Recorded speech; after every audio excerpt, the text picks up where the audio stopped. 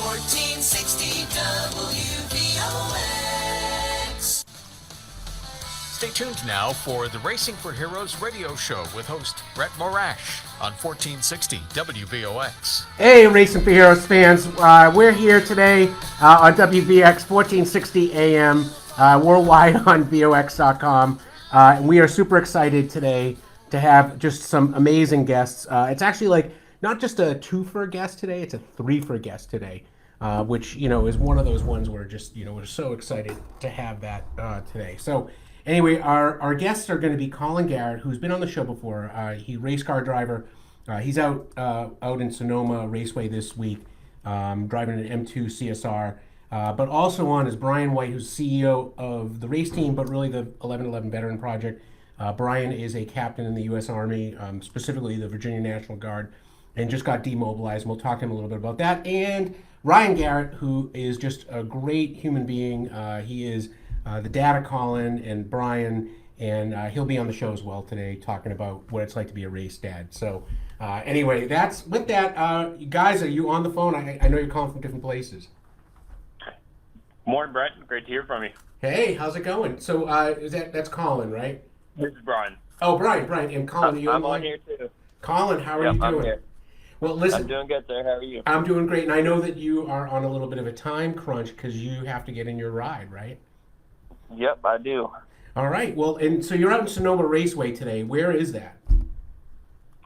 So we're about 45 minutes to an hour north of San Francisco. So it's beautiful country up here. Oh, it must be nice today. I think maybe not as nice as New York is today, but certainly pretty good on a day-to-day basis. Yeah, for sure. It's 45 degrees, but I think it's a beautiful day. So that's good driving weather. Hopefully it'll warm up.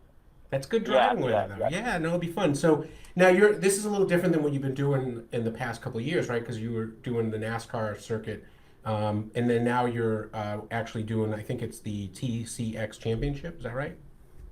Yep. So yeah, we've been racing in NASCAR obviously for the last 7 years or so, and it just came to a point where the money was really the big factor of really pushing forward to getting to the next level and better equipment and stuff. So sure. This series we could come to, and it's a shorter schedule, but it's we can get in competitive equipment for a lot less money and have a lot of fun. It's a different type of racing, so I can learn a different craft and then hopefully utilize that when I get back to the NASCAR circuit. Yeah, because they're adding a lot of road courses too. So well, yeah, because Sonoma actually is a road course, and that's so much different than what you've been doing, right? Yeah. There's a ton of elevation change. We went out and walked the track last night, and I was exhausted by the time we reached one of the hills. It was just straight up. Don't admit that. Yeah. We want the other competitors to know that you can get tired. So exactly. Because I had a chance to drive with you at Virginia International Raceway in a Cadillac, which I didn't realize went that fast, but it was amazing. And at VIR there's elevation change, but it sounds like Sonoma was even more so. Yeah, Sonoma is probably twice as much. Wow. VIR is a lot, but it's crazy. So there's not a lot of braking because you just use the hill to kind of slow you down. So it's pretty cool. It's just beautiful country up here, though. All the mountains off in the distance and stuff. It's so beautiful. And I had a chance to see the picture of the car, and we posted it on Racing for Heroes' website. It's an M2, I believe, CSR. Yep, BMW M2 CSR. It's really nice. I've had a opportunity to drive a M4 GT4 back in December, and then I drove another M2 CSR back in January, and that kind of started the ball rolling for this, because we realized it's kind of fun. We can do this for a year and just see what it's like. So well, that's an incredible car, and I saw that you have the 1111 project, which we'll talk a little bit more about toward the end with Bryan. But I saw the Race of Heroes sticker on the side as well. Yeah, it's all the same partners that we've been having on the Xfinity stuff that we're just trying to further promote through a different fan base. It's going to be a whole different group, so hopefully we can get the word out for what we are trying to accomplish on this side of the fan base. So well, and I think that in a lot of ways the fan base that you're going to be engaging with now are the type of people that are appreciative of that because you can, a normal person, with means can get a M2. And, that Right. type of driving is a little different. I would like to also point out that for anyone out there that if you do have a Racing for Heroes sticker on your car, it does apparently add a few miles per hour to your top speed. It's not necessarily scientific, but that's what I'm told. I can confirm. Jimmy Sprecher is, I think, listening, and he knows that's true. Oh, exactly. But anyway, so tell us a little bit more about the racing. So, like, how does this not so much differ because obviously it's a road course, but what does it look like for the rest of the season for you? Yeah, I mean, we'll be at Ozark Speedway, which is a new speedway in Missouri, next month, and then we'll actually be at VIR Racing for Heroes' home in June. So I'm looking forward to that race. Have all the guys there come hang out, and it'll be a good season. I'm hoping to get a little bit of short track racing and the NASCAR side of things back throughout the year. But yeah, I mean, I'm going to try to stay busy through everything and see what we can do. Well, I mean, every time I see you on your Facebook page in particular, I see you doing something different. Are you going back to South Boston again, trying to do some of the track racing there? Yeah, I want to. It's obviously 15 minutes from the house, so it's super easy. And then VIR is the same thing, 15 minutes from the house. So I'm kind of liking these races that are really close to the house. You can sleep in your own bed and stuff instead of across the country. No, it is, but such is the life of the race car driver, right? I mean, you're always on the circuit. So who are you racing against? Are they all M2s? Are they different types of vehicles? How does that work in what you're doing? Yeah, so this division became a thing last year because the M2 CSR is brand new to America a couple years ago, and so they just created the division last year. And there's not many of these cars in the States yet, so there's it varies week to week. I don't know any of the drivers in the series other than from what I've seen on social media and stuff. So it's going to be a completely different environment. But as far as this class, it's just BMW M2s so far. No other car has been approved for this series yet. A few different manufacturers have created a car that they want to enter, but they just haven't been approved yet. So hopefully next year there'll be more, but right now it's just BMWs. But I guess it's cool because it's just a spec car. Well, that's what I was going to say. Is it sounds like it's actually not a bad deal for the drivers because now it's really, you versus someone else, and it's not necessarily the differences in the cars because someone has more money than someone else. Exactly. So there's it's like IMSA racing, like the Rolex 24 or something, where we have different divisions or different classes in each race. So there's two other classes, and in those classes, I mean, you have probably 8 different manufacturers in the other races. So they stay busy, but so far we're the top class in the series. So we only have the one car. Well, hopefully everyone will get to see how well you do today out there in the track and or over the course of the weekend, and we'll hear more from you. And I know you got to go because you have to get in the car. But listen to Colin. I want to thank you. Any last words before I kick over to Bryan and Ryan? No, all good. Just good luck with those two. So they just got in late last night. So they walked the track, then they went out. Nice. Yeah. That's good. They're playing the time zone game because they didn't. That's really the issue. So. All right. Thanks, Colin. Listen, and good luck today. And with that, we're going to shift over to Bryan and Ryan. How are you guys doing?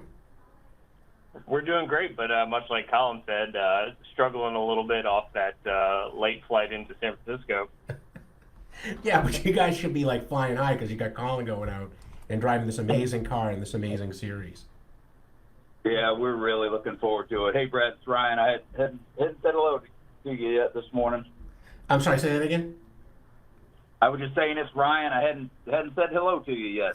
Oh, well, I did introduce you, though, because you're sort of like racer dad, and, you're one of the nicest people I know, and, as you know, my kids, they sailing boats, but I haven't had to really travel more than, kind of like an hour from New York City for that, but, you're on the road all the time, so it's even more, I think, crazy than being, like, a hockey dad is being a race car dad.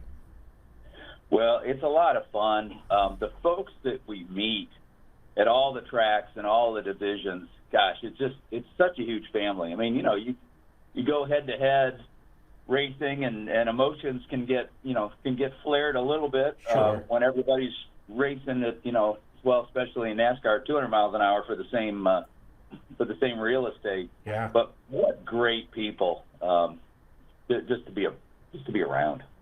Well, that's amazing, and I think that when we talk to people who are in all different types of racing, they all have kind of a similar sentiment where it's a family thing, and it's not just your family, like blood relatives, but it's your kind of racing family and your connections with everybody that really make such a difference. Yeah, the kind of a cool thing with, especially in the NASCAR world, is almost all the teams fly out of Statesville, and just a couple of private charter groups. Well, all the teams show up, and Colin obviously could tell you better than I do, but 3 or 4 teams fly together on the same jet. Oh wow! And so that can get really interesting if somebody wrecks somebody else, and you happen to be flying home together. I would think so. Well, hopefully Colin hasn't wrecked anyone. I know he's off the call now, but you got to think that at least But Colin's so nice, I think everyone would be like, "Nah, it was a mistake." Oh, I wish that was true, but that's not, Brett. It is on Racing Heroes Radio today. No, I'm just kidding. When everybody's going for the same piece of real estate, it can get a little exciting. So. That's right. That's like real physics, though. That's like at the macro level. It's like 2 cars cannot be at the same place at the same time. Things do not go well. But that's great. And yeah, but we're still going to try. Well, someone's going to be there. It might not necessarily be you. So I know this is a bit of a shift, though, but you've gone to the M2. And how is that kind of compared to like other cars that you've seen Colin drive, just from your kind of perspective outside looking in? Yeah, so it's so funny because Colin, of course, he's won championships in local NASCAR. He's done extremely well for the equipment he's had over the years. But he loves road course racing. He always has. Scott, if you've watched his Facebook page, he's got F1 stuff on there all the time. Heck, he named his dog Hamilton, and it's not after the founding father; it's after Lewis Hamilton, right? So, as I would suspect, that's amazing. So anyway, road course racing, he loves it. So it's really cool that as we try to come up with the funds to fund a full season in NASCAR. As Colin said, NASCAR is expanding into more road course racing. So this gives him an opportunity to just expand his repertoire. And anyway, it's fun to watch, and he loves it. No, but I think that's important takeaway, though, right? Because, when you are able to get back into that particular part of NASCAR, he'll be so much better situated than a lot of people who don't have that road course experience. Yeah, often a NASCAR team will actually have a different driver run the road course races for the team. So anyway, so Colin hopefully will be in that position where we don't have to get another driver. I know we don't because he's run Watkins Glen and others really well. So anyway, it's fun to watch and obviously different, but he's done a lot of these type of racing in the endurance races, things like that. So he's used to it. Gotcha. And let's shift over to the 1111 project. I know that was you and Colin's kind of brainchild, and Bryan's now back off of active duty, so he's obviously at the tip of the spear there. So tell us a little bit about the 1111 project. Well, I'll let Bryan tell more about it, but as you know, heck, you and I talked about this really from the beginning. We always got to credit you with the retro logo too. You're the one that came up with the logo. So that's like a World War II Army Division logo, but I always thought it was cool because and Bryan, this is for you. Deep down, you guys know we don't get patches in the Navy, so I've always been jealous of like how the Army gets patches. So it always used to bother me when I was stationed out at JTF Hoa. How all us Navy guys, we were wearing the same, and this dates me, the 3-color desert camouflage, but as the Army guys, but we didn't get any patches, and those guys were like getting like AFRICOM combat patches and stuff. So I always thought that was like super cool, and it's something that, I always am just always amazed at patches and stuff like that. So. Yeah, and then the Army is over here looking at the Air Force, looking at their patches, because they've just got like whole like landscapes with buildings and airplanes and all kinds of crazy stuff like per unit, whereas ours are pretty bland by comparison. True. But but like I said, when you're coming from a world where we don't get any of that, and I always am a firm believer that like if you don't have a T-shirt or a patch, like it didn't happen. So that's also another important kind of takeaway. So, but anyway, I'm sorry. Back to the 1111 project. But So what really, as when we met you all, 3.5 years ago, I guess, and we just said, okay, we're all in. We want to help you. But the conversation was around, okay, we've got to stop veteran suicide. Right. And we were naive in that. Obviously we went full in with our heart, but what we quickly realized is, okay, how do you do that? And what we found was that there was so much more. Of course, you all are working with vets, with health services, with a sense of community, job training and placement, right? So all of those things we realized, that's what we need to promote. I mean, obviously we're promoting Racing for Heroes, but we need to promote the things that you do that help folks make a different decision, rather than suicide. And of course, that led us to the Rosie Network, where entrepreneurship opportunities can also help. And then we also realized that really we're helping families. Right. The statistic I heard from our good friend Lisa Kipps Brown, that one suicide affects approximately 150 people. Your friends, your relatives, your family, obviously, and so we just realized that there was so much more that we could do, but also that we needed to do as well. And of course, we'll bring Bryan into this conversation. I got a full-time job, right? And so I couldn't put myself 100% into this. So anyway, we needed someone to run 1111 full time.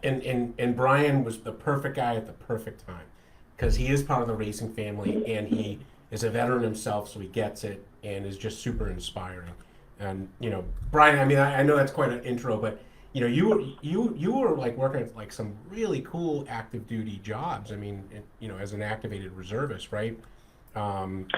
Defense Threat Reduction Agency, I think, which is like super important. I mean, we're hearing about the Russians talking about nuclear weapons. I mean, I know that DITRA is part of that solution. So I mean, just tell us a little bit about that.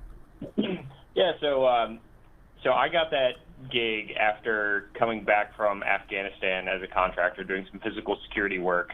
I ended up being the project lead at actually the Trump golf course in Northern Virginia, in Charlotte, for the physical security setup out there. Neat. So that was a pretty cool experience, both being the physical security officer and then also being a project lead, and that was really my first time coordinating a unified physical security effort for just daily operations, generally overnight, but also for events. And the events part was quite a bit more wild than spending around at night. Well, because obviously you didn't just have the president there, but you have like a lot of high visibility individuals, and Yeah, and so he was never actually there at the same time I was there, because as in the but I guess you see it both in the private and public sector.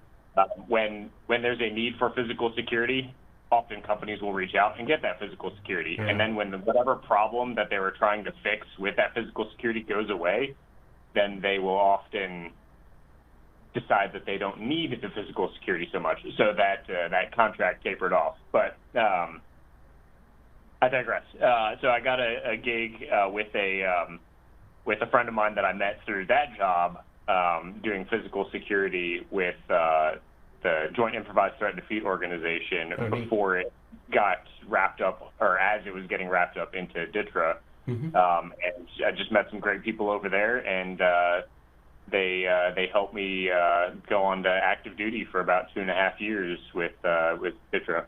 Incredible. That's great. And you are a captain, military policeman in the Virginia National Guard, right?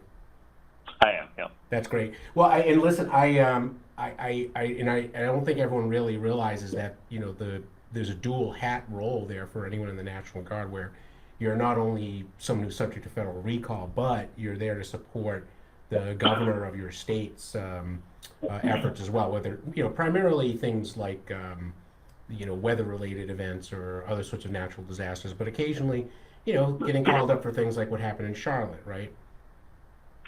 Yeah, down in Charlottesville in Charlottesville. 2017 and 2018, we got activated the first time because of the whole civil disturbance thing, and then the whole threat of a riot forming, and then it did. So we were mobilized on the ground in Charlottesville. I had my platoon, and I was next to two other great platoon leaders, all on the ground there in Charlottesville.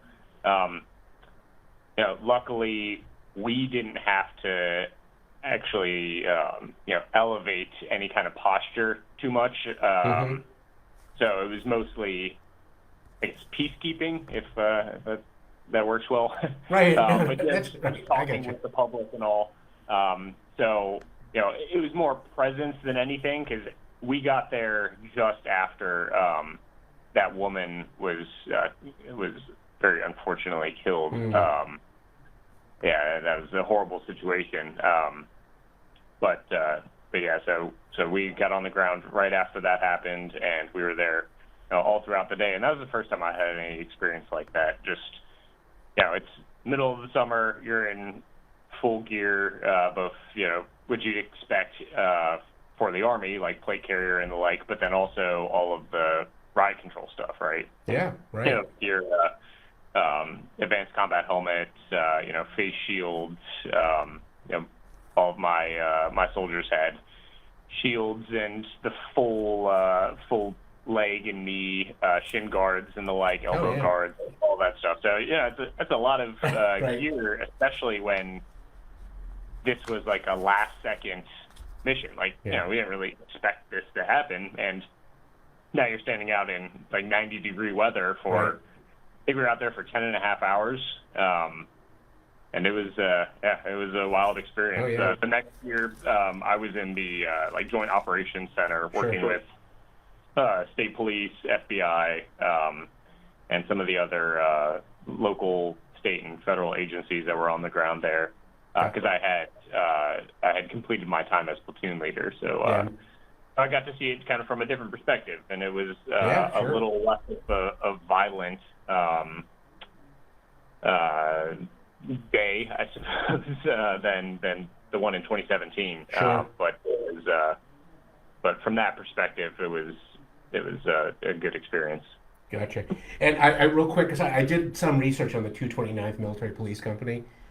They actually, they according to the U.S. Army History Center, they actually their lineage goes back to the Civil War, but on the Confederate side of the equation within the Virginia kind of militia National Guard world. So I thought that was just interesting anyway. As a Yankee, I always find that stuff amazing. Yeah, very very long lineage. Yeah, you bet. Hey, so real quick though, because we're getting to the last few minutes of this, and I didn't want to take away from the 1111 project. If people are interested in the 1111 project, learning more, where do they go? Who do they reach out to? So the easiest way to get to our site currently is www.11-11vets.com. And that'll kind of give a rundown of the background of 1111 and kind of what we're involved in. And then also just reaching out to me directly. My email address is Bryan, Bryan .White, like the color, at 11-11vets.com. And I've been, as Ryan talked about, as you and Colin talked about, we're just trying to leverage this motorsports platform and get access to resources for vets and their families that they may not be aware of that absolutely exist, but the military does not do a good job of promoting, from my experience. And then also giving vet-owned companies an opportunity to partner with us and promote their businesses and work together as a team. We were actually down at Fort Hood 2-3 weekends ago, Colin and I, at the Veteran Owned Business Expo, and we did a drawing and drew 2 names of veteran-owned companies, Torch Apparel and In Awe Juices. And they're actually going to be featured on Colin's car this weekend. Oh, neat. And we're going to do some promotional stuff with them and just kind of develop that partnership. Great. And we got 30 seconds. If people want to watch Colin's race, where do they go? Or results, at least. So on YouTube, it is it's live streamed on YouTube, and I'm drawing a blank on the actual page. I think it's like GT Cars something. Anyway, it'll be delayed broadcast on CBS about next week. But it's GT World on YouTube. Very cool. Very cool. And any last shout outs? And Ryan, I didn't want to cut you any slack. So thank you again for you being just awesome and leading the Garrett White team out there. Well, we know we love you all and what you're doing, and we're just trying to promote everything that Racing for Heroes is about in any platform we have. You bet. All right, and with that, ladies and gentlemen, that was Ryan Garrett, Colin Garrett, and Bryan White. Check them out. It's 11-11vets.com. And we'll see you next week, ladies and gentlemen. Thanks so much.